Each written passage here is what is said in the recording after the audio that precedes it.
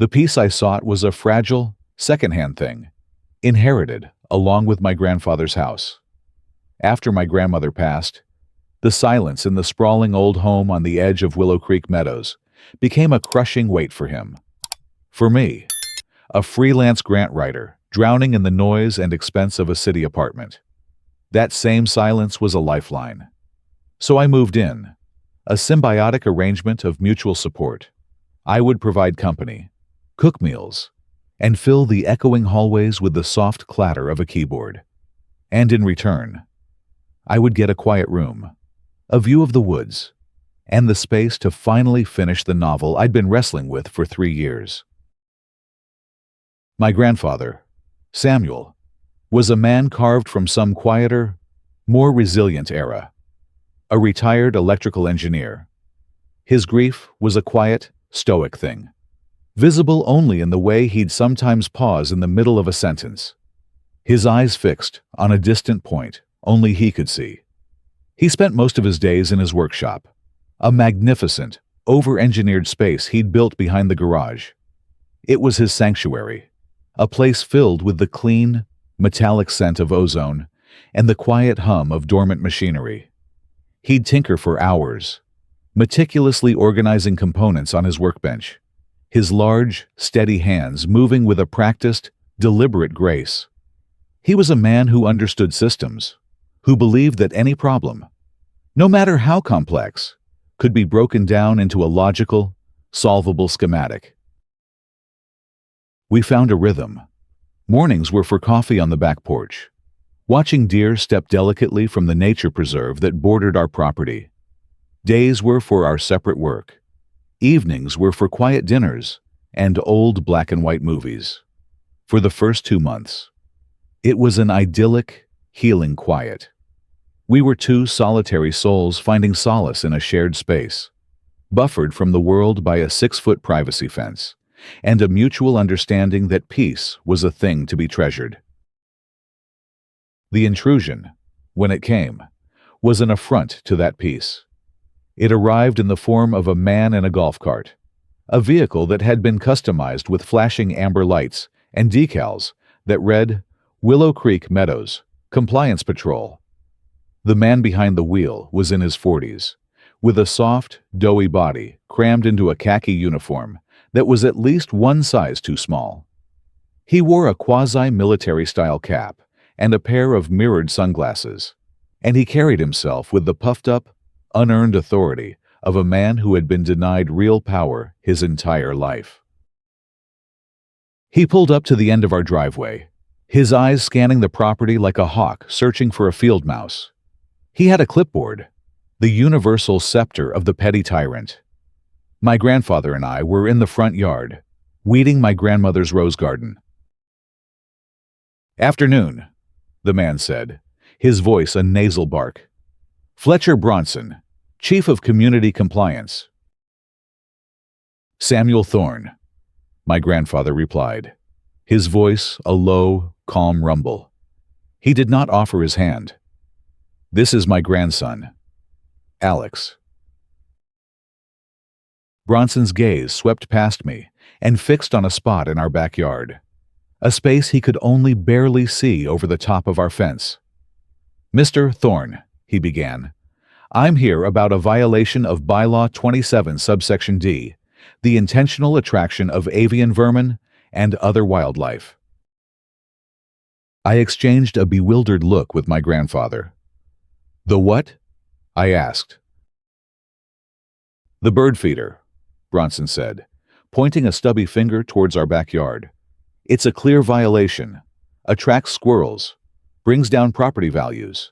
It has to be removed. Immediately." The bird feeder in question was a simple cedar box my grandmother had loved. Watching the finches and chickadees flock to it had been one of her simple, daily joys. Since her passing, my grandfather had kept it filled religiously, a small, quiet act of remembrance. "It's just a bird feeder, son," my grandfather said, his voice still even, but with an undercurrent of something hard and unyielding. "It's a violation," Bronson snapped back, his authority challenged. "And this is your official verbal warning. I'll be back in 24 hours to ensure the property is in full compliance." He made a great show of making a note on his clipboard. I'd hate to have to issue a citation on my first visit. He gave the tall privacy fence a long, hard look, as if it were a personal insult to him, then climbed back into his cart and drove off, leaving a trail of righteous indignation in his wake. We stood there, in the quiet afternoon, the scent of roses thick in the air. "Avian vermin," my grandfather muttered, shaking his head slowly. He looked at me, a flicker of something ancient and weary in his eyes. "There are some systems, Alex," he said, his voice barely a whisper, "that are just designed to fail."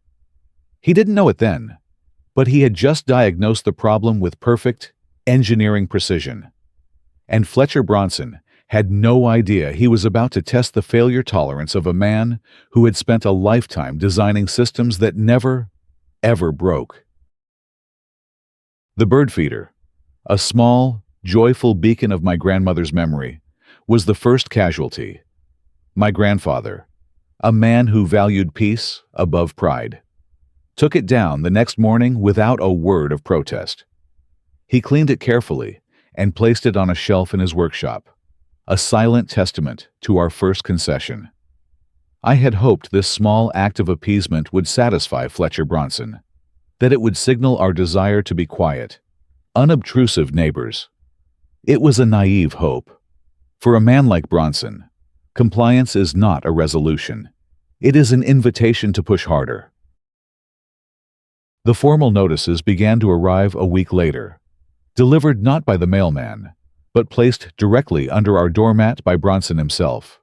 A small, proprietary act of intrusion. The first was a $50 fine for non-uniform hedge height. Bronson had apparently measured the boxwood hedges lining our walkway and found a 3-inch deviation between the tallest and the shortest bush. The notice included a blurry photograph as evidence, a ruler held unsteadily against a leaf. "He's using a standard tape measure," my grandfather observed, studying the photo with the critical eye of an engineer. "No leveling laser, no transit. The parallax error alone would account for at least an inch. It's sloppy work. Alex." Despite the flawed data, we paid the fine. That Saturday, my grandfather and I spent 2 hours trimming the hedges with a string line and a level, achieving a geometric perfection that would have satisfied a drill sergeant. We were complying. We were feeding the beast in the hopes that it would leave us alone. Of course, it only made the beast hungrier. The next fine was for improper storage of garden implements. I had left the garden hose, neatly coiled, on the lawn for an hour after watering the roses. $100 penalty. Then came a citation for a visible sign of disrepair, referring to a single, peeling paint chip on a windowsill at the back of the house, a spot only visible if one were actively peering over our 6-foot privacy fence. This was when Bronson's patrols began in earnest. His golf cart became a constant, creeping presence on the quiet street behind our house. Several times, I saw him stopped, standing on his seat to get a better view into our yard. It was a deeply unsettling feeling. The sense of being constantly watched, of our private sanctuary being subjected to the ceaseless, hostile scrutiny of a man with a clipboard and a grudge. During this period, I began to spend more time in my grandfather's workshop, ostensibly to keep him company, but also out of a growing fascination with the world he had inhabited for so long. The place was a temple of ordered complexity. One evening, looking for a book on the shelves, I came across a row of his old work journals. They were thick, leather-bound volumes filled with his neat, precise handwriting, and page after page of complex circuit diagrams. Curious. I opened one. The technical jargon was dense, almost a foreign language to me. but I could grasp the concepts. I read passages about projects he'd worked on at the State Power Commission, calibrating cascade trip thresholds for the Northern Grid's primary substation. A microsecond delay could cause a brownout across 3 counties. Precision is not a goal. It is the only acceptable state. Another entry, from a later, more secretive period of his career, was even more intriguing. The project was codenamed Project Nightlight. The entry read, "Testing the new series of non-lethal perimeter deterrents. The goal is a high-voltage, low-amperage pulse discharge. We need to create a significant physiological and psychological deterrent effect without causing lasting tissue damage. It's a delicate balance. The arc display must be visually intimidating. A dragon at the gate to discourage any attempt. The delivered shock must be memorable, but harmless." I closed the journal, a strange sense of awe settling over me. My quiet, gentle grandfather, who spent his days tending his late wife's roses, had designed systems that could create dragons at the gate. Every system has a tolerance limit. "Alex," he said to me one evening, after we'd received another ridiculous fine, this one for the unapproved color of the gravel in our driveway. "You can apply pressure, you can increase the load, but eventually, even the most flexible system will either adapt or it will break. Our Mr. Bronson is applying pressure. He's assuming this system will just break." He looked out the window towards the darkening woods, a thoughtful, calculating expression on his face. "He may be in for a surprise. Some systems don't just break, they push back." The war of paper and petty fines was merely the prelude.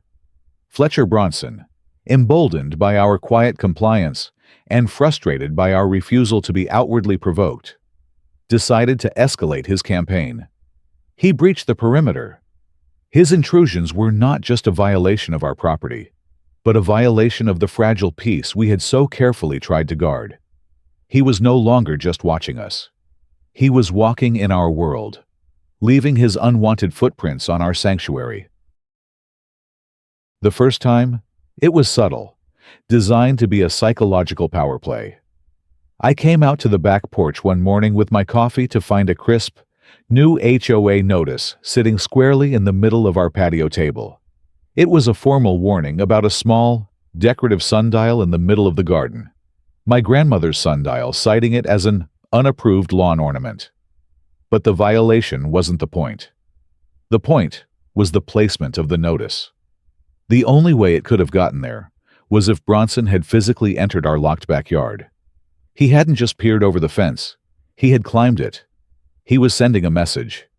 "This is my territory. Your locks and fences mean nothing to me." My grandfather's reaction was quiet and cold. He read the notice, his jaw tight, then walked the entire length of the 6-foot cedar fence that enclosed our yard. He found what he was looking for near the back corner, hidden by a large lilac bush scuff marks on the wood, a trampled patch of grass. The point of entry. That afternoon, he met Bronson at the end of the driveway as the compliance patrol cart made its rounds. I watched from the porch, too far away to hear, but my grandfather's posture spoke volumes. He stood tall and unmoving, his hands clasped behind his back, speaking in a low, even tone. Bronson was animated, waving his clipboard, his body language a mixture of aggression and defensiveness. The conversation ended with my grandfather giving a single, sharp nod and walking back to the house, his face like a thundercloud. He claims the HOA charter grants him unlimited inspection access to all properties for compliance verification. My grandfather told me, his voice tight with a controlled fury I had never heard before. It's a lie. Of course, the charter allows for inspection by appointment, with 24 hours notice. He's twisting the rules to justify his harassment. He looked at me, his eyes dark. I told him, in no uncertain terms, to stay off my property. I told him the gate is for visitors, and the fence is a boundary. Any further trespassing would be reported to the sheriff. Bronson, of course, saw this not as a legal warning, but as a challenge. 2 days later, it happened again. This time, his intrusion was marked by an act of deliberate, cruel vandalism. He left another notice on the back porch, this one for improperly stored firewood. But on his way in or out, he had taken a detour through my grandmother's rose garden. 2 of her prize-winning hybrid tea rose bushes, the ones she had babied for a decade, were crushed. Their delicate stems snapped, their beautiful, deep red blossoms trampled into the mud. That was the moment something broke in my grandfather. It was one thing to harass him, to fine him, to invade his privacy. It was another thing entirely to desecrate her memory. The roses were one of the last living things she had touched, had nurtured. Bronson had not just stepped on some flowers. He had stamped his muddy boot on the heart of my grandfather's grief. That evening, Sam didn't speak. He went straight to his workshop. The usual quiet hum of the place was replaced by a new, more purposeful energy. Through the window, I could see him pulling old, heavy-duty components from dusty boxes on the high shelves. Large, ceramic insulators, spools of thick, insulated copper wire, a bank of what looked like massive capacitors. He unrolled a set of old, yellowed schematics on his main workbench. The title block on the page reading, Project Nightlight, Non-Lethal Perimeter Barrier, MK3. I went into the workshop, the smell of ozone thicker than usual. "Grandpa?" I asked tentatively. "What are you doing?" He looked up from his work, his eyes clear and focused, the grief replaced by a cold, sharp, and brilliant resolve. "I'm working on a solution to our pest problem. Alex," he said, his voice calm and steady. "A humane deterrent. Something to remind Mr. Bronson that a boundary is not a suggestion. It is a law, both of man and of physics." Having crossed the line from bureaucratic harassment to physical trespassing and vandalism, Fletcher Bronson now sought to isolate us from the very community he claimed to be protecting. His failure to intimidate my grandfather had wounded his fragile ego, and, like all bullies, when faced with quiet resistance, he turned to slander. His new weapon was the Willow Creek Meadows online forum, a digital soapbox from which he could broadcast his twisted narrative and rally his supporters. The attacks were insidious, cloaked in the language of neighborly concern. He never used our names, but the target was clear to everyone. It's a sad day when residents, especially our elderly, become reclusive and hostile. He posted one evening, "We've had some reports of uncooperative behavior from the Old Thorn property.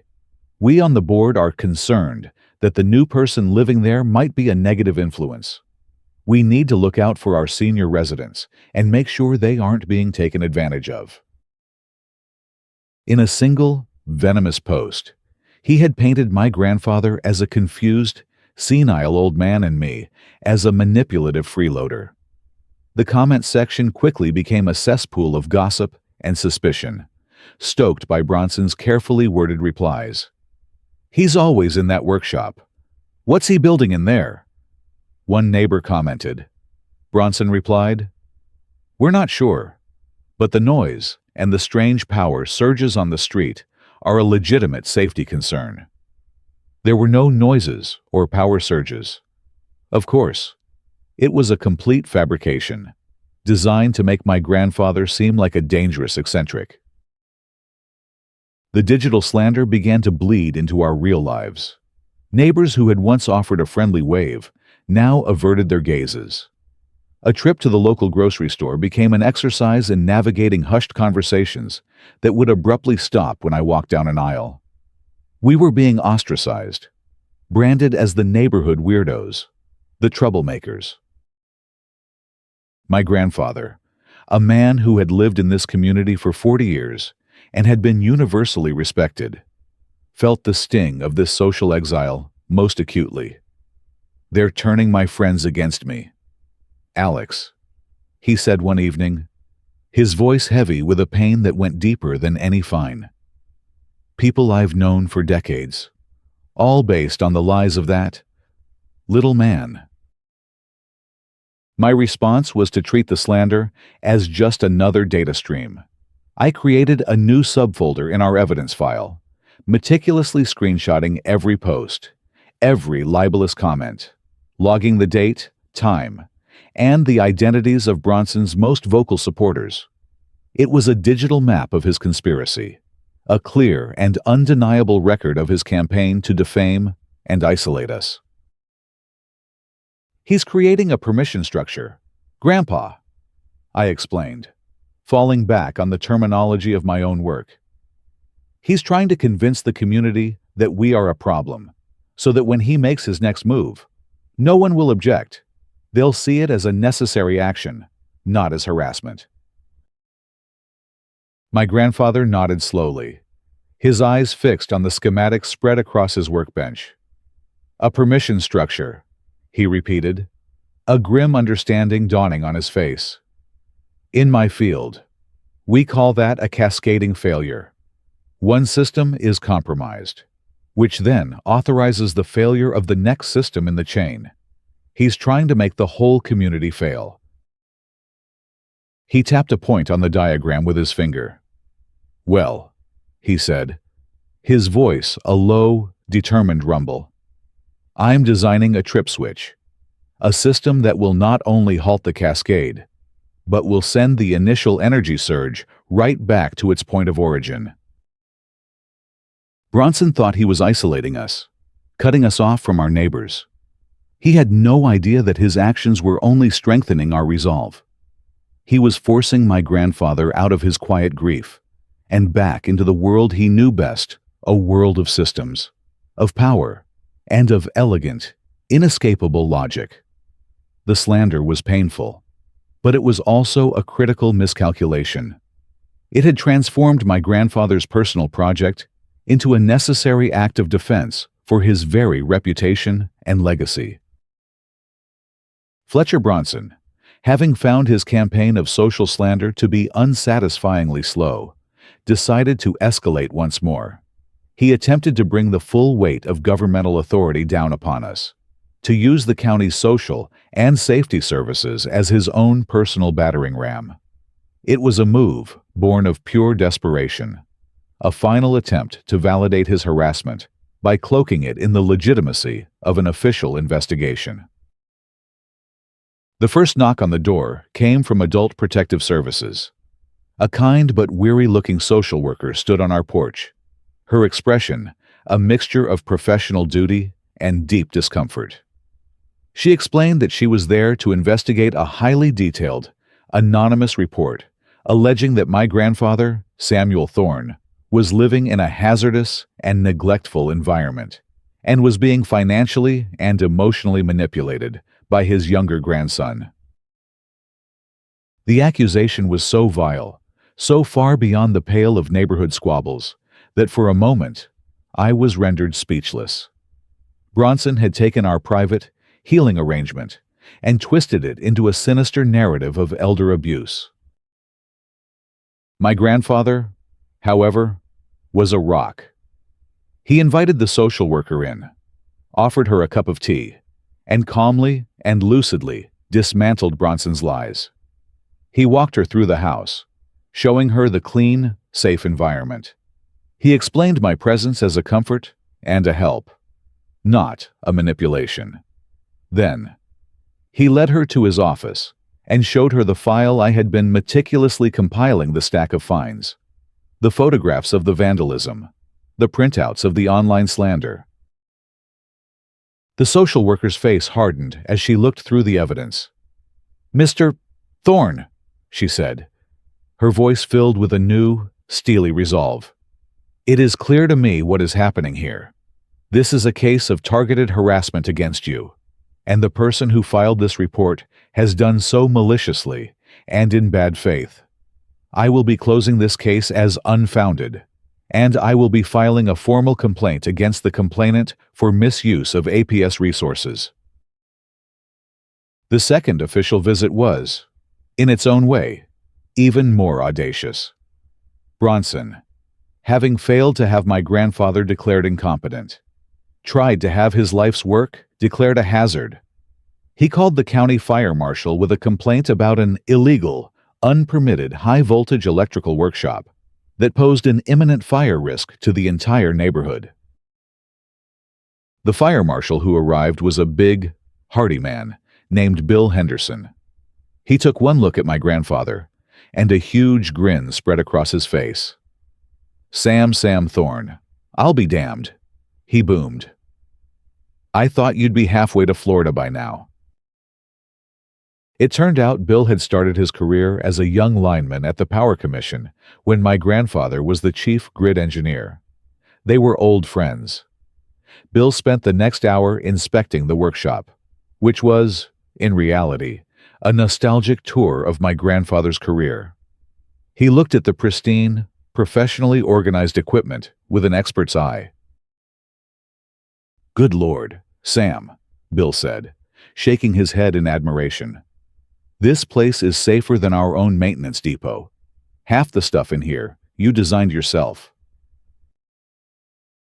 His eyes then fell upon the schematics for the pest deterrent system on the workbench. He studied the diagram for a long moment, a slow, knowing smile spreading across his face. "Sam, you old devil," he chuckled. "You're not actually building one of your old Stunfence 3000 models, are you? The ones we used to keep the bears out of the northern substation." My grandfather just gave him a sly wink. "Just a little something to discourage raccoons. Bill," he said. "Strictly up to code, of course. Low amperage, high voltage, fully grounded with clear warning signage.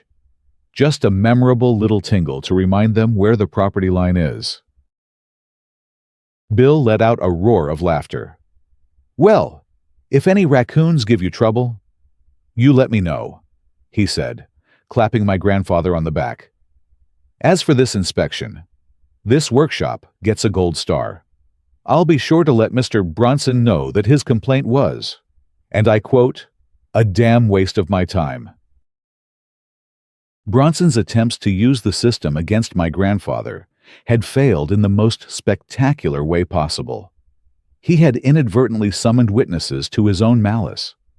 He had tried to paint my grandfather as a confused old man and a dangerous amateur, only to have them officially declared a respected citizen and a world-class professional. His official avenues were exhausted. His credibility was shot. And now, he had nothing left to rely on but his own rage and the threat of direct, physical violence. All of Fletcher Bronson's calculated attacks had failed. His authority was a joke. His reputation with the county was in tatters, and his target remained unbowed. For a man whose entire identity was wrapped up in the exercise of power, this string of public humiliations was more than a setback. It was an existential threat. He was a cornered animal, and all that was left was for him to lash out with his teeth and claws. The final confrontation came on a gray, overcast evening. My grandfather and I were loading groceries from the car when Bronson's compliance patrol cart screeched to a halt at the end of our driveway, blocking our path. He wasn't on a leisurely patrol. He had come for us. He got out of the cart, his face a blotchy, furious red. His khaki uniform was rumpled, and his eyes had a wild, unhinged look. In his hand, he was holding a long, heavy-duty maglite flashlight, the 4D cell model, and he held it not like a light, but like a baton. "This is over," he snarled, his voice a low, guttural growl that was far more menacing than his usual nasal bark. "No more games. No more warnings." My grandfather stepped in front of me, a small but significant protective gesture. He stood there, his hands loose at his sides, his face calm and unreadable. "You're trespassing, Mr. Bronson," he said, his voice even. "You need to leave. Now." "I am the authority here," Bronson screamed, taking a step forward and brandishing the flashlight. "I will inspect your property whenever and wherever I see fit. The bylaws give me that right." "The bylaws give you no such right, and you know it," my grandfather replied, his voice as steady as a rock. "I don't care what you think," Bronson was losing control, his rage boiling over. "I'm coming in. I'm going to search that workshop of yours from top to bottom. And if I find that fence of yours locked, I'll cut the lock. And if either of you tries to stop me..." He took another step, shaking the heavy flashlight at us. "I will use whatever force is necessary to defend myself. I'll tell the whole neighborhood you assaulted an HOA official in the performance of his duties." It was an explicit, unambiguous threat. He was promising to break and enter, and to assault us if we tried to stop him. He was declaring his own authority to be above the law. My grandfather looked at the flashlight, then at Bronson's hate-filled face. He let the silence stretch for a moment, a silence filled with the heavy weight of Bronson's threats. Then he gave a small, almost imperceptible nod. "Thank you for your candor, Mr. Bronson," he said, his voice devoid of any emotion save a chilling, final finality. "You have made your intentions perfectly clear. We will be sure to secure our property accordingly." The lack of fear in my grandfather's response seemed to momentarily short-circuit Bronson's rage. He had expected us to cower, to plead. Instead, he got calm. Quiet acceptance. He sputtered for a moment. Then, with a final, venomous glare, he climbed back into his cart and sped away. We stood in the driveway for a long moment, the scent of impending rain in the air. "Well," my grandfather said, finally breaking the silence as he picked up a bag of groceries. That was the last piece of data I needed. He looked at me, his eyes clear and sharp. "The system has been designed. Alex, the components have been assembled. His direct, physical threat was the final authorization required. It's time to energize the grid." Saturday afternoon arrived with a heavy, humid stillness.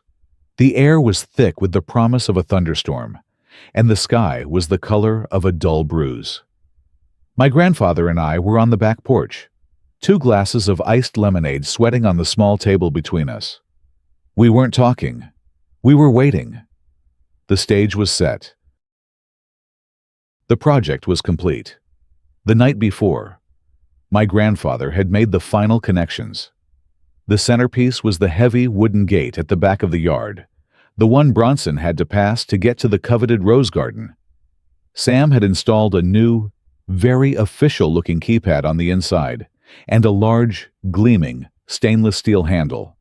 On the outside of the gate, and at 20-foot intervals along the entire 600-foot perimeter of the fence, he had mounted professionally made, bright yellow signs.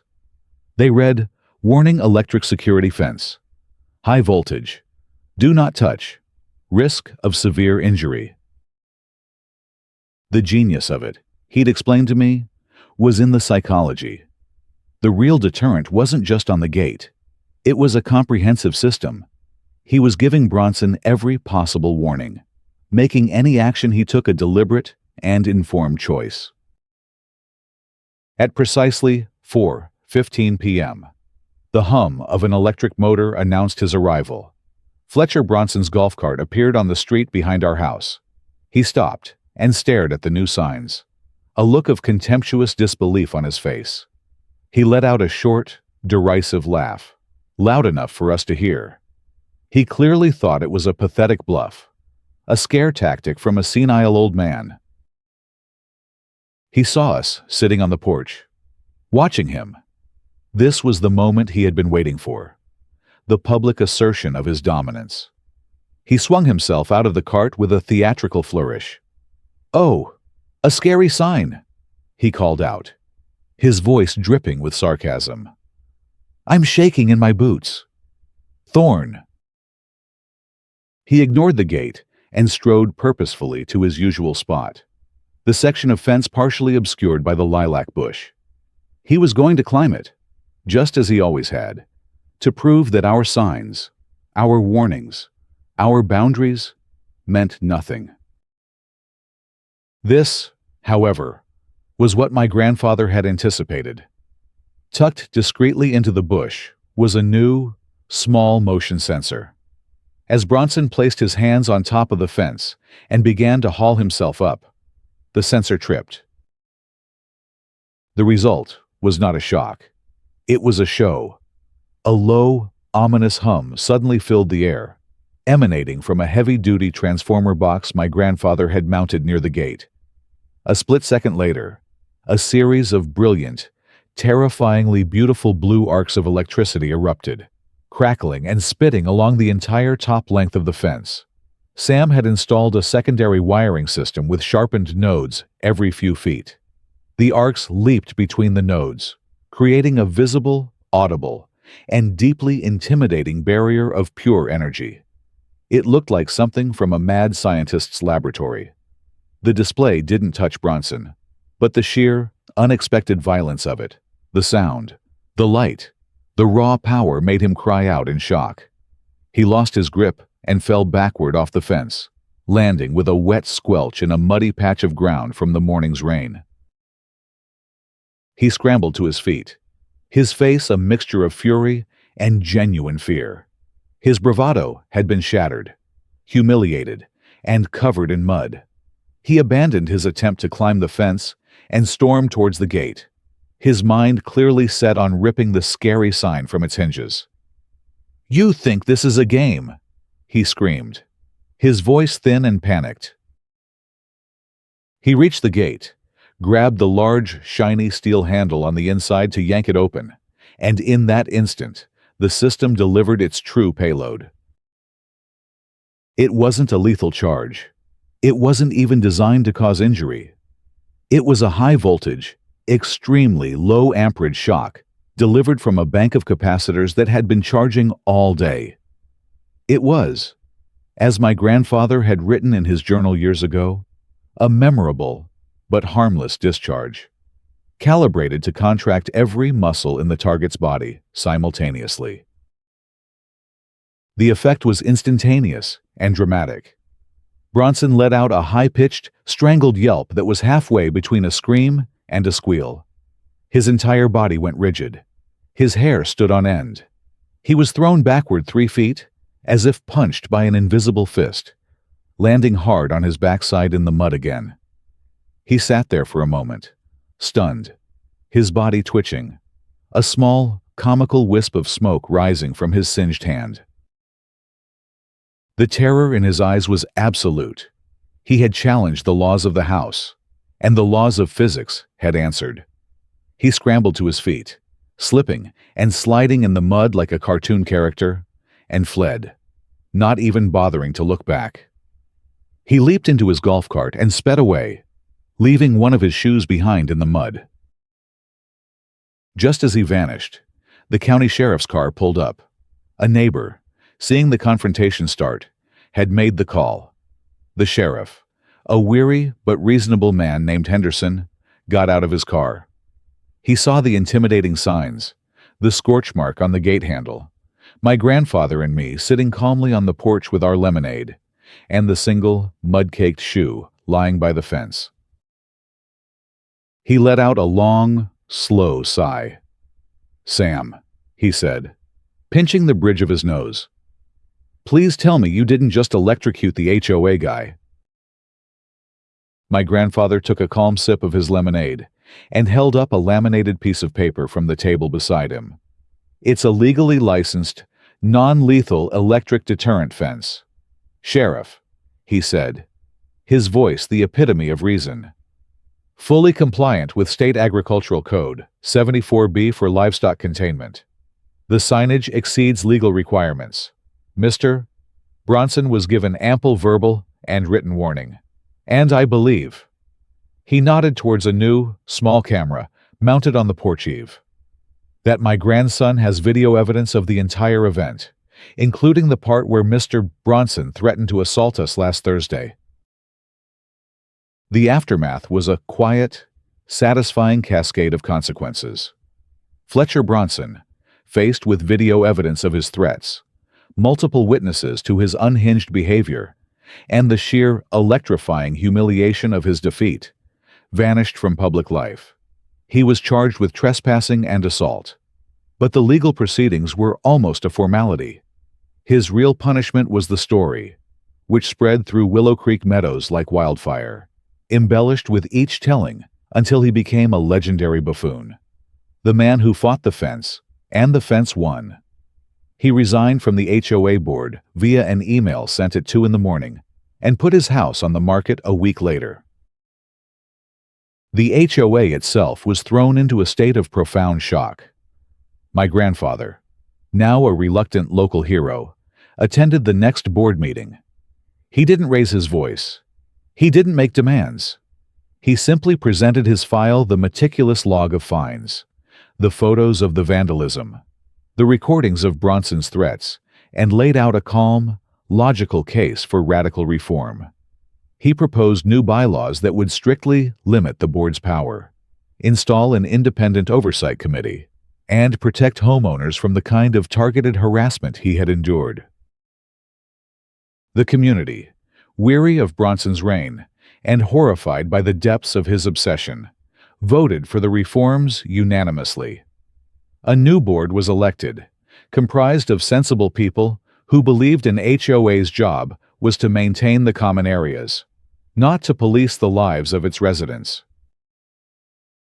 The peace that settled over our home in the following weeks was a deeper, more resilient quiet than we had known before.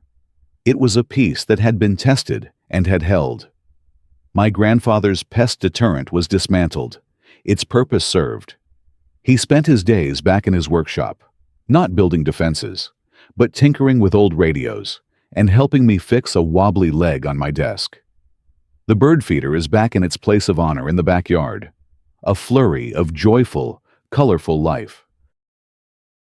Sometimes, I sit with him on the back porch, watching the finches and the chickadees, and I think about the strange, quiet war we endured. He never speaks of it. He doesn't have to. The proof of his victory is in the profound, uninterrupted silence, a silence secured not by anger or aggression, but by the quiet, inescapable genius of a man who understood that the best systems are the ones that protect what you love, and who knew exactly how to deliver a memorable, but harmless, shock to the one that threatened it.